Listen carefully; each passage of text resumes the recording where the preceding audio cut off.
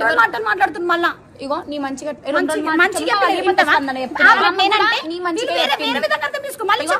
నాకే మాట్లాడుతున్నావు, నేను కూడా చెప్పగల అర్థమవుతుందా?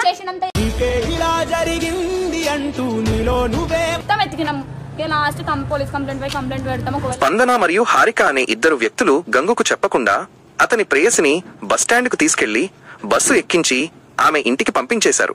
ఈ విషయం గంగుకు తెలియడంతో తన స్నేహితులు తనతో చెప్పకుండా ఇలా ఎందుకు చేశారని కోపం తెచ్చుకుని అతను ఇల్లు వదిలి వెళ్లిపోయాడు. గంగు ఇల్లు వదిలి వెళ్లడంతో అతని తల్లి ఆందోళన చెంది స్పందన మరియు హారికను ఇంటికి పిలిపించింది. వారి వల్లే ఈ సమస్య వచ్చిందని వారిని బాగా తిట్టింది. తన కొడుకును సాయంత్రానికల్లా తిరిగి ఇంటికి తీసుకురావాలని వారిని ఆదేశించింది.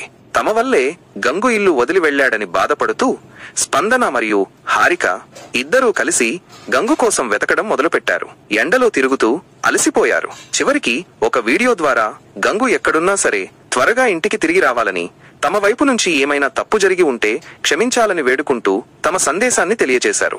మొత్తానికి స్నేహితుల మధ్య ఉన్న ఈ చర్య వల్ల గొడవ జరిగి అది పెద్ద సమస్యగా మారింది. ఇప్పుడు ఆ స్నేహితులు తమ తప్పును తెలుసుకుని గంగు తిరిగి రావాలని ప్రయత్నిస్తున్నారు.